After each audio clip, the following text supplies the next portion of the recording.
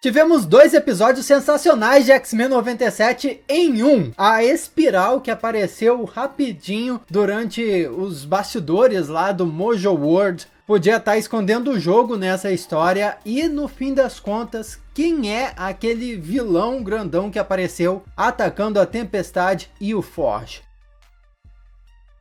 Olá, como vai? Tudo bem? Eu sou o Miguel Loquia e seguindo a lista de episódios divulgada pela Marvel Studios, que até tiveram sinopse também, eu fiz um vídeo dedicado a analisar cada uma das sinopses. Esse episódio seguiu como previsto, com a primeira parte sendo Motendo, uma mistura de Mojo com Nintendo. E eu não tinha feito essa associação com o universo de Mojo até assistir o episódio, para falar a verdade. Essa parte do episódio foi toda a temática dos videogames da era dos anos 90, que foi a era 16 bits, apesar de que em 1997 já havia sido lançado o Nintendo 64, que era 64 bits. Mas faz muito sentido para a história e para Jubileu seguir a estética de 16 bits, porque além de ser muito mais bonita, é a estética dos arcades, também chamados de fliperama. E a gente já viu no episódio como a Jubileu gosta de jogar um flipper. A abertura do episódio teve novos trechinhos, como já é tradição nas aberturas, tivemos novas ceninhas e elas foram a Jubileu enfrentando o Mojo, servindo de prenúncio para o que acontece no episódio, e também nessa mesma cena tem o Long Shot caído ali no cantinho. Em uma outra cena vemos o Wolverine junto com a Polaris de cabelo verde e um X-Men vestido de azul, que talvez seja o Havoc, e o Forge. Basicamente a parte da equipe X-Factor que aparece bem de relance mais pra frente. E por último temos uma cena do Professor Xavier tentando com telepatia penetrar o Clube do Inferno, mas sendo impedido pela Emma Frost. Uma cena que, pra falar a verdade, não tem relação alguma com o episódio. Já começa a história num café da manhã, todo mundo reunido e um climão entre o Gambit, a Vampira e o Magneto. Pô, a Vampira nem esconde que tá rolando um caso com o chefe, né?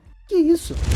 Aniversário da Jubileu, ela queria ir no fliperama, o que realmente seria um ciclo, porque afinal de contas no primeiro episódio da série original, ela apareceu jogando fliperama. E é aqui que começa uma enxurrada de referências, porque Jubileu sobe pro quarto e encontra um videogame, o Motendo, clássica sátira ao Nintendo, apesar dos controles parecerem os de um Sega Saturno. Mas tudo bem, eles são sugados para dentro, bem estilo os filmes recentes de Jumanji. É como eles vão parar na dimensão paralela do Mojo, que costumava fazer reality shows violentos com os mutantes, e sinceramente poderiam ter atualizado esse conceito para essa série animada. Afinal de contas, reality shows nunca estiveram tão atuais. Só que em vez de atualizar o conceito do Mojo, eles o tornaram de certa forma retrô, atual para a época do desenho, né, os anos 90. E assim se conectou com um clima de nostalgia que é muito contemporâneo pra gente e muito condizente com o que a série está fazendo, pegando conceitos antigos, atualizando, e ao mesmo tempo que agrada uma nova geração, tá agradando e fazendo um carinho no coração para os mais velhos que viveram aquela época. Então foi uma tirada de gênio, de gênio. Eu não esperava que esse infame episódio inspirado em videogame que os rumores diziam que X-Men 97 ia ter, fosse um episódio do universo de Mojo. Afinal de contas, ele nunca tinha feito isso antes. Mas agora que eu vi, faz total sentido e ficou absurdo, sensacional. Sem dizer que como os jogos estavam sendo exibidos, continuava sendo uma espécie de reality show, já que a vida dos jogadores estava em risco, e também faz um paralelo com live streams de jogadores profissionais de todo tipo de esporte aí. Afinal de contas, tem milhões de pessoas que acompanham o pessoal jogando todo tipo de jogo ao redor do mundo. Ou seja, de uma forma bem retrô e nostálgica, ficou assim, atual pra caramba.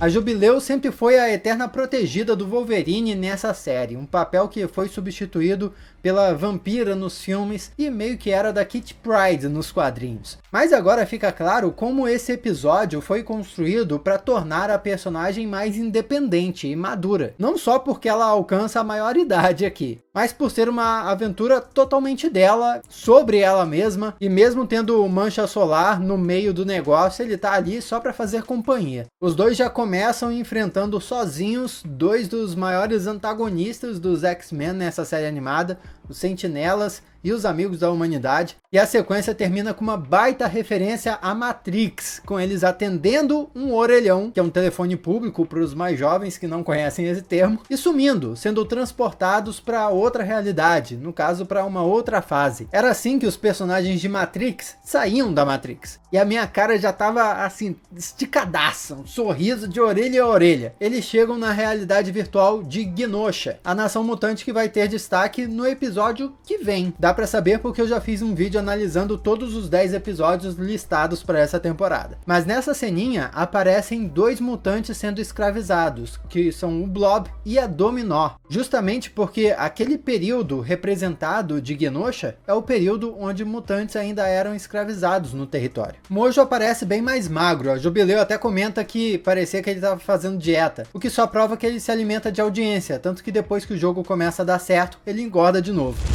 Foi uma referência ao filme Jogador Número 1, quando ele chama a Jubileu de jogadora número 1. Só quero deixar meu muito obrigado a você por ter deixado o like nesse vídeo. Você deu like. Isso ajuda muito o canal, mostra ao YouTube que tem que distribuir esse vídeo. E muito obrigado também a você por fazer parte da família Loki. Mojo justificou não ter pego outros heróis para fazer a mesma aventura em videogame por questões financeiras. Crystal, por exemplo, estava ocupada, e é uma mutante cantora que transforma a música em luz. Mas considerando que ele não paga ninguém e só rapta as pessoas, essa é só uma piada para justificarem o episódio. Morreu aqui, morreu na vida real foi dito em Matrix também. Uma outra referência, mas essa já é quase um clichê usado em várias histórias. Nas explicações do Mojo do porquê ele não gostava das histórias dos outros X-Men, aparece lá Jim versus Scott, insinuando que depois de toda a treta com a Madeline Pryor e o filho deles terem ido pro futuro, parece que a Jean Grey e o Scott Summers estão se separando, para felicidade do Wolverine. Uma outra possível referência foi a intro do jogo, quando aparece o Magneto numa tela bem grande. Aquilo me fez quebrar a cabeça procurando de que jogo eu lembrava aquela cena, mas eu não consegui encontrar. Talvez aquilo só seja similar a tantos, mas tantos jogos de Super Nintendo que ficou só uma sensação muito familiar na minha cabeça. Mas se por acaso você encontrou a que jogo específico essa aparição do Magneto na tela gigante faz uma referência, diz aqui nos comentários. Porque de fato muitos jogos da época têm introduções bem parecidas e eles conseguiram pegar o espírito muito bem. Na tela de seleção de personagens, além da Jubileu e o Mancha Solar, também temos o Colossus, Magia, Longshot, que é nativo da dimensão do Mojo, e o cara no canto, que eu acho ser o Cable. Me pergunto se antes da Jubileu, o Mojo já testou esse formato de jogo com todos esses personagens aí. Eles chegam para a primeira fase diante de um mural, que é uma referência direta à capa icônica dos quadrinhos Dias de um Futuro Esquecido. Logo depois tem a fase da Terra Selvagem, uma parte do planeta Terra no universo Marvel que não foi afetada pela extinção dos dinossauros e que, segundo alguns rumores iniciais sobre o filme dos Thunderbolts, iria ser mostrada no filme, mas eu não sei se esse ainda é o caso. Agora, quanto tempo até a Marvel lançar esse jogo dos X-Men de verdade, hein? Recentemente as Tartarugas Ninja tiveram um jogo no estilo retrô, assim, que foi o maior sucesso. Eu não tenho dúvidas que um jogo similar dos X-Men seria um sucesso equivalente. Magneto aparece como o boss, o chefão do jogo na fase final, que é no asteroide M, assim como no jogo de Super Nintendo dos X-Men.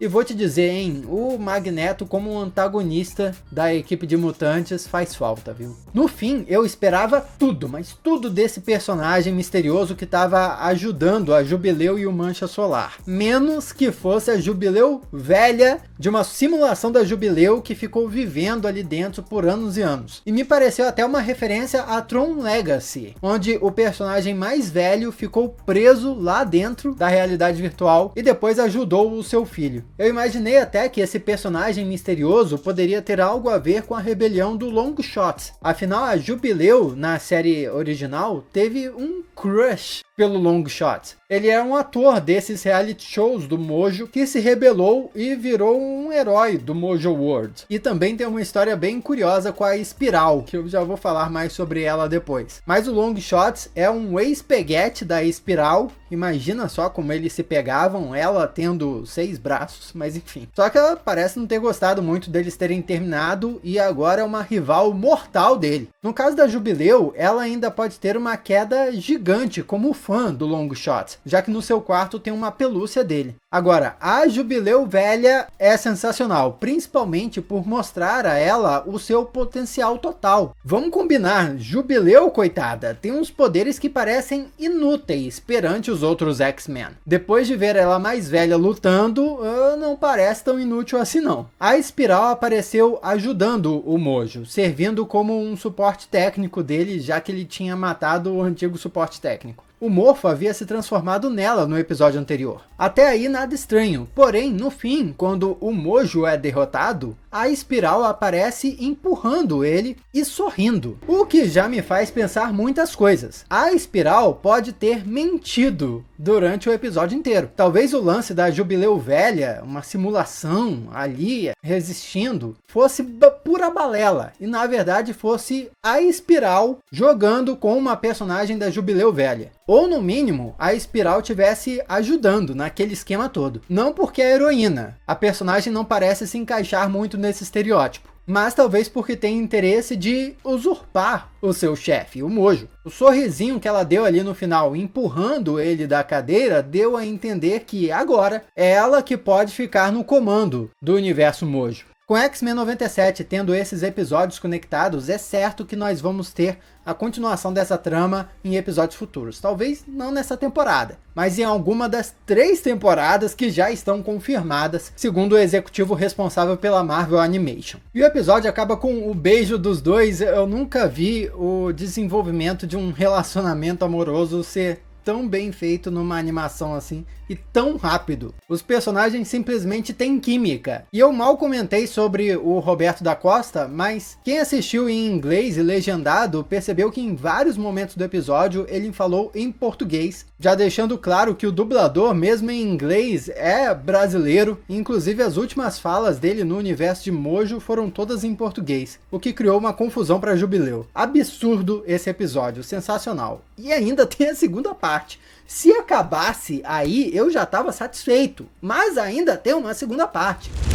Morte em Vida, parte 1, que já começa fazendo um contraste bem legal ao arco dos quadrinhos de mesmo nome, porque mostra a Tempestade e o Forge fazendo um humilde banquete ali, enquanto nas HQs a Tempestade estava jejuando, de tão mal que ela ficou depois de ter perdido os poderes. Porém, a essência daquele arco dos quadrinhos parece ter sido mantida, inclusive a questão da relação de amor entre os dois e o fato da confiança dele ser quebrada em determinado ponto, quando a Tempestade descobre a origem da arma que tirou os poderes dela. Quando eles descem no porão, nós passamos bem de relance por uma foto do Forge junto com uma equipe. Aquela é a X-Factor. Na foto está o Mercúrio, o Forge, o Destrutor ou Havoc, que é o irmão do Scott, que é o Alex Summer, irmão mais novo do Scott Summers, o Cara Forte, a Lorna ou Polaris, Wolfsbane e o Homem Múltiplo. X-Factor é uma equipe de mutantes que trabalha para o governo dos Estados Unidos. São tipo X-Men financiados pelo dinheiro público. E o Forge liderava essa equipe. Entretanto, vale dizer que o Forge já apareceu na série animada muitas vezes e em várias versões de vários universos diferentes. Aliás, ele apareceu mais velho no futuro, sendo o responsável por mandar o Bishop para o passado da primeira vez. Mas no fim das contas aparece aquela criatura demoníaca atacando os dois. Especificamente a Tempestade. Aquela figura demoníaca é ligada às origens indígenas do Forge. O povo Cheyenne é um ser chamado de O Adversário. Pelo menos nos quadrinhos, a história do Forge é a de que ele era predestinado para ser um xamã e enfrentar essa criatura. Porém, ele fugiu dessa responsabilidade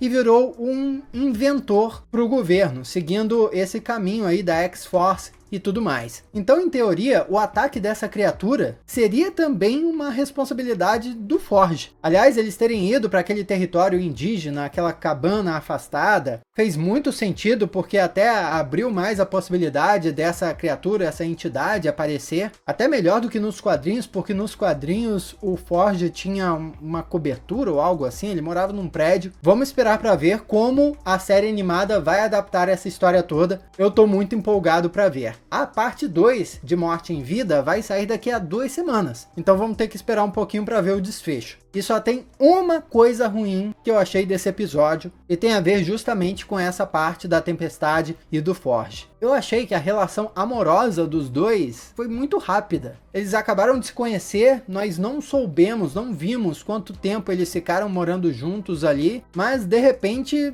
já vimos que ele estava dizendo que ama a Tempestade e a gente não sacou o que rolou ali, sabe? Foi muito rápido, muito rápido. Da mesma forma que o romance entre a Jubileu e o Mancha Solar foi natural, o romance entre a Tempestade e o Forge ficou artificial, pelo menos nesse episódio, e isso me incomodou um pouquinho à toa. De forma nenhuma estragou esse episódio. Sensacional. Vamos para as notas. Personagens, nota 8. Ação, nota 8. Drama, 8 também. Visuais, ele tá quase dando um 10, 9.5, porque é uma experiência visual de fato. Tanta referência a uma era dos videogames. Eu tenho certeza que esse episódio vai ser lembrado, não só por quem gosta de Marvel e X-Men, mas por quem gosta de videogame no geral. História, nota 9. Com um final 8. Agora uma nota por diversão, não tem como, é uma nota muito pessoal. Eu acho que esse episódio é 10, não tem como dar outra nota para essa obra-prima feita pela Marvel Animation. E uma nota crítica seria uma nota 9, viu? Que espetáculo, cada semana nos surpreendendo mais. X-Men 97. Comenta aí o que você achou desse episódio, aqui do lado tem outros vídeos que você já pode assistir. Eu sou Miguel Loquia e a gente se vê na próxima.